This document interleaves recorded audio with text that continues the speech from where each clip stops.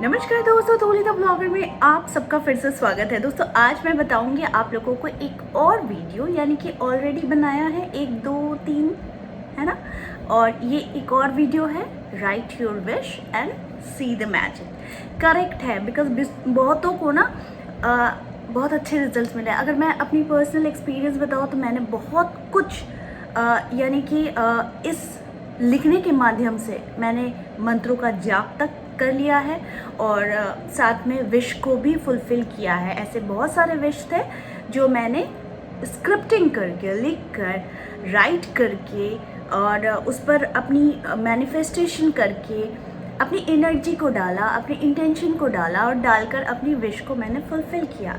लेकिन यहाँ पर मैं बात करूँगी आज बहुत सारी चीज़ों का कि आखिर लिखने से और क्या क्या फ़ायदे होते हैं। ठीक है, यानी कि मंत्रों का जाप हम लोग कह के कहते हैं, मानसिक करते हैं, कोई बिना मतलब उच्चारण किए जाप करते हैं जिसे मानसिक जाप कहते हैं। साथ में वो हम लोग कभी कभी आसन में बैठकर हम लोग माला के जप करते हैं, उंगलियों में काउंटिंग करके जप करते हैं। लेकिन क्या आप लोगों को पता है कि लिख कर भी मानसिक जाप किया जा सकता है, लिख कर भी लिखित जाप किया जा सकता है, जो कि आपके लिए एक बहुत बड़ा वरदान साबित होता है। ठीक है, तो आज उन सारी चीज़ों पर बात करूंगी, लेकिन हमेशा की तरह आगे बढ़ने से पहले चैनल को सब्सक्राइब कीजिए, बेल बटन को दबाइए। वीडियोस अच्छी लगती है तो लाइक, शेयर एंड कमेंट करना बिल्कुल भी मत भूलिए।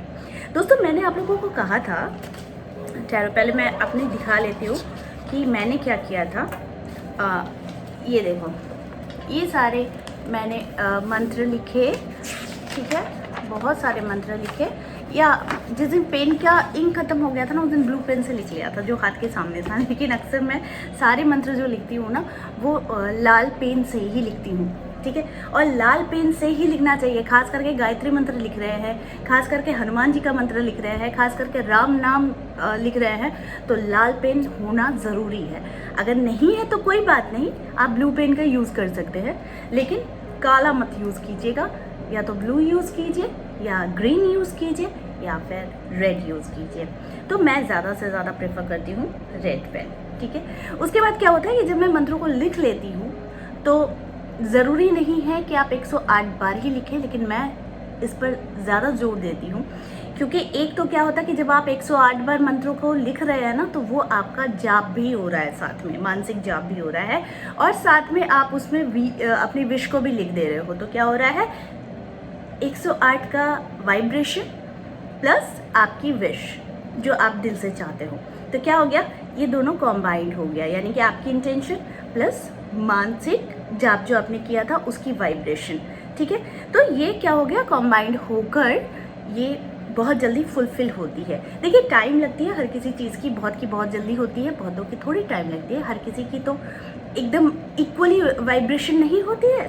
सटीक टाइम पर सटीक चीज़ें ज़रूर होती है, इस चीज़ को हम नकार नहीं सकते हैं। तो हो सकता है कि 5 दिन के बाद हो, 1 महीने के बाद हो, 2 महीने के बाद हो, तो हो सकता है वही सटीक टाइम है आपका, लेकिन आप इसको जारी रखिए। अब मैं बात करूंगी आप लोगों को कि लिखित मंत्रों का जाप। देखिए प्रतिदिन अगर आपने किसी गुरु से दीक्षा ली है तो गुरु से दी गई एक मंत्र आप लोगों को ज़रूर मिली हुई होगी, या आपके जो इष्ट देव है उनकी मंत्र ज़रूर होगी। ठीक है, तो जिसको आप अपने नोटबुक में लिखा कीजिए। ओके, तो लिखित जो चीज़ होती है उसको हम लोग कहते हैं लिखित जाप। देखिए मन में जाप करने के जो बहुत सारे भिन्न भिन्न उपाय भी बताए गए हैं। मैंने कोशिश भी की है आप लोगों को मंत्र जाप के वीडियोस के माध्यम से मैंने आप लोगों को बहुत सारी चीज़ें बताने की कोशिश की है। उनमें से देखिए आज का जो वीडियो है ये मैं स्पेशली बना रही हूँ। जब आप विश लिखते हो तो ये लिखित मंत्र का जो जाप होता है ना, इसका प्रभाव जो होता है सबसे अधिक होता है।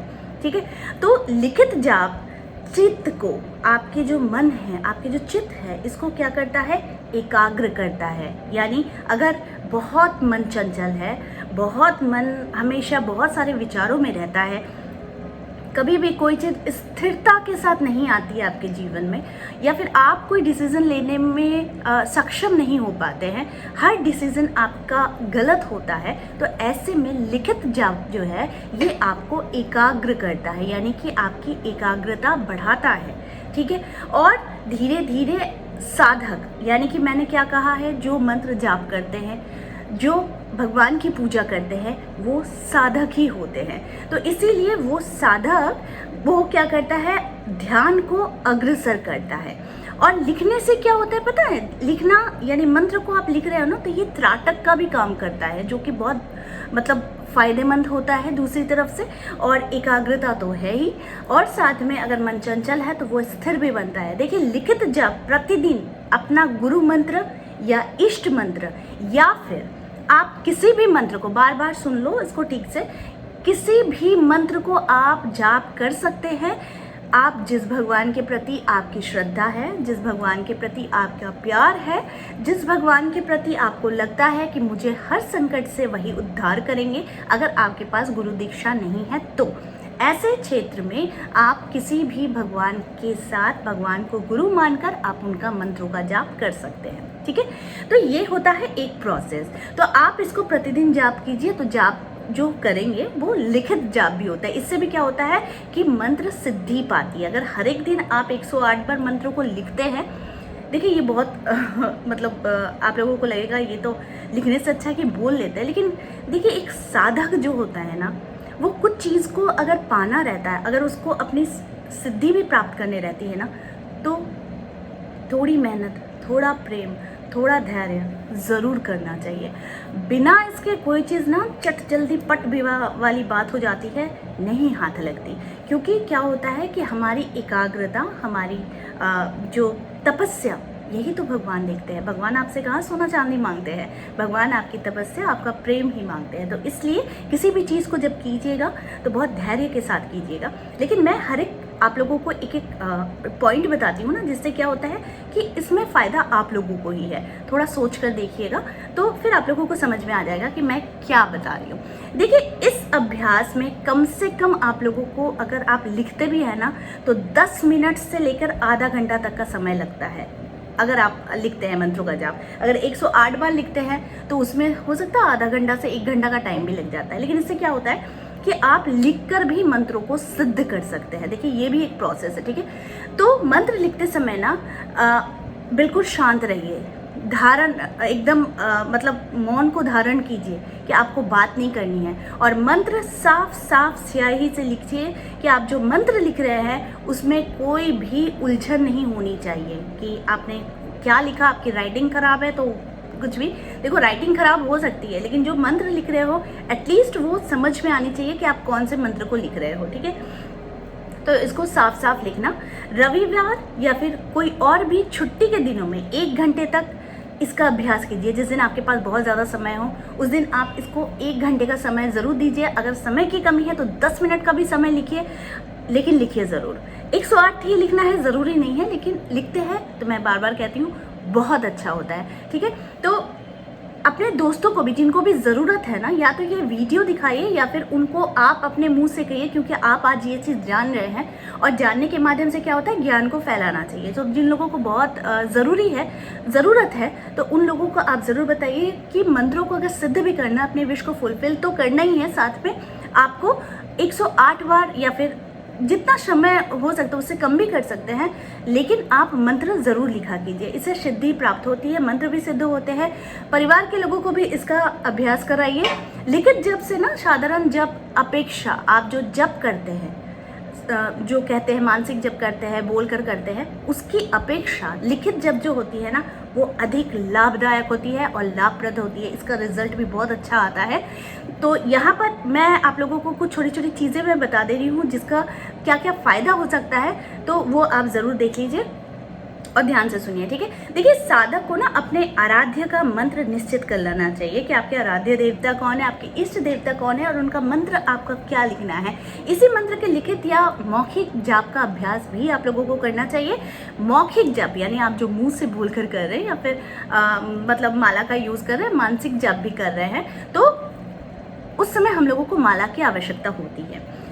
लिखित जप के लिए ना एक नोटबुक लीजिए और एक रेड कलम लीजिए, यानी कि ये, और एक नोटबुक, ठीक है, इसको ले लीजिए और मंत्र लिखिए। किसी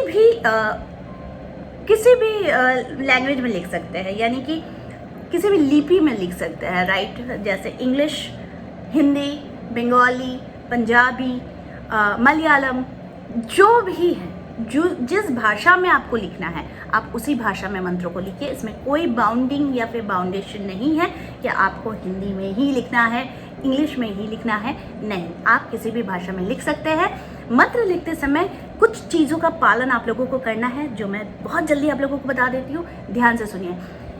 एक ही समय पर लिखिए, कोशिश कीजिए, टाइम एकदम परफेक्ट बना लीजिए कि जिस समय आपको कोई डिस्टर्ब करने वाला ना हो और वो टाइम आप सारे कामों से फ्री हो गए हो, ऐसे समय में लिखो। आप सोच रहे हो कि मैं चावल चढ़ाकर मैं फट से मंत्र लिख लेती हूँ, मैंने वो काम को पेंडिंग रखा है, मैं फट से मंत्र को लिख लेती हूँ, तो इससे कुछ नहीं फ़ायदा होने वाला है। बल्कि ये कीजिए कि देखिए, मैंने चावल चढ़ाने वाला इसलिए बोला क्योंकि घर की महिलाएं बहुत उन लोगों की ना 10 भुजाएं होती है, तो हम लोग क्या करते हैं, हम लोग बहुत सारे काम एक साथ मैनेज कर लेते हैं, लेकिन जब भगवान का टाइम आता है ना तो थोड़ा टाइम दिया कीजिए, ठीक है। तो इसलिए एक टाइम को बना लीजिए, इससे साधक को आगे बढ़ने में बहुत सहायता मिलती है। दूसरा है कि शारीरिक और मानसिक पवित्रता धारण कीजिए, ठीक है। मंत्र लिखने के पहले आप हाथ, पैर, मुंह अच्छे तरीके से धो लीजिए। नहाना नहीं है अगर नहीं नहा पा रहे हैं, लेकिन साफ सफाई का ध्यान रखिए, ठीक है। हाथ, पैर, मुंह बहुत अच्छे से धो लीजिए। कपड़े को चेंज भी कर सकते हैं तो अच्छा होगा। अभ्यास करने से पूर्व अपने चित्त को आप बिल्कुल शांत कर लीजिए, अपने मन को बिल्कुल शांत कर लीजिए, दिमाग से वो सारी बातें निकाल दीजिए जो आपको परेशान करती हो, ठीक है। तो मंत्र लिखते समय सांसारिक विचारों को दूर हटाने की कोशिश कीजिए ताकि वो सारी चिंता आपके मन में ना आए, बल्कि फोकस कीजिए मंत्र लिखने पर और आप जो विश लिख रहे हैं वो। तीसरा है कि जहाँ तक हो सके मंत्र लिखते समय एक ही आसन पर बैठिए। आप जिस आसन का यूज़ कर रहे हैं, देखिए अब आसन यूज़ नहीं कर रहे हैं, आप बेड पर भी बैठकर लिख सकते हैं, ठीक है। लेकिन अगर आसन यूज़ कर रहे हैं तो वो आसन सिर्फ आपकी होनी चाहिए, अदरवाइज और किसी को वो हक नहीं है वो आसन यूज़ करने का, ठीक है। जो मंत्र आप जाप करते हैं उस आसन में वो आप ही के नाम से खंडित होती है, तो इसीलिए वो आसन और कोई यूज़ नहीं करेगा। बार बार आसन नहीं बदलना चाहिए। एक ही आसन पर बैठे रहने से सहनशीलता में वृद्धि होती है, इसलिए वो आसन सिर्फ और सिर्फ आपकी होनी चाहिए। अगला है कि लिखित जाप का अभ्यास करते समय ना बिल्कुल मौन धारण कीजिए। अधिक बोलने से क्या होता है, शक्ति का अपव्यय होता है और समय व्यर्थ में नष्ट हो जाती है। इससे अच्छा है कि आपको कोई डिस्टर्ब ना करे या फिर कोई रोके टोके भी तो कम से कम आप उसको आंसर ना करें जब तक आपकी अपनी काम पूरी नहीं हो जाती, यानी लिखने की या फिर विश लिखने की, ठीक है। तो मौन को धारण कीजिए, इससे क्या होगा, शक्ति में वृद्धि होगी, साथ साथ कार्य में बहुत जल्दी प्रगति आती है, तो इसलिए मौन को हमेशा रखिए। अगला है इधर उधर मत देखिए, ठीक है। अपनी आंखों को नोटबुक पर ही डाल लीजिए, अंकित कर लीजिए।